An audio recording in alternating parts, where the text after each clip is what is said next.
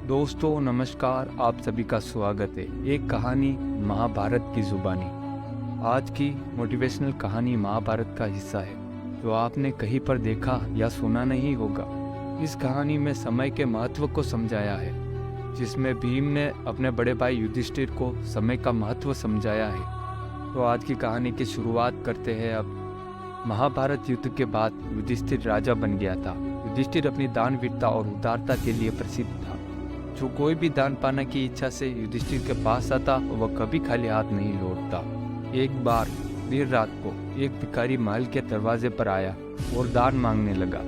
उस समय राजा युधिष्ठिर सो रहे थे।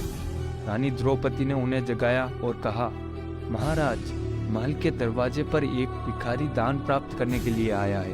युधिष्ठिर ने उत्तर दिया, मैं बहुत थक गया हूँ। भिखारी को सुबह तक इंतजार करने के लिए कहे। कल उठने के बाद मैं उसके वजन के बराबर सोने के सिक्के दूंगा उसे। द्रौपदी ने यह बात भीम को बताई। भीम ने यह बात सुनी तो तेजी से वह उस घंटी के पास गया जो महल के छत पर थी, और वह घंटी तब बजाई जाती थी जब राजा कोई बड़ा युद्ध जीत कर आया। भीम बिना रुके उस घंटी को जोर जोर से बजाने लगा। घंटी की आवाज़ सुनकर सभी को लगा कि राजा कोई बड़ा युद्ध जीतकर अभी वापस लौटेगा। यह देखने के लिए सभी पांडव और प्रजा के लोग वहां पर एकत्रित हो गए। काफी देर तक घंटी बज रही थी। तब राजा युधिष्ठिर को भी उठना पड़ा। उन्होंने गुस्से से भीम को पूछा, तुम क्या कर रहे हो ये? भला मैंने इतनी रात को कौन सा युद्ध जीत लिया? भीम ने शांति से उत्तर दिया, आज आपने समय को जीत लिया है। आपने महारानी से कहा कि भिखारी को दान कल सुबह मिलेगा।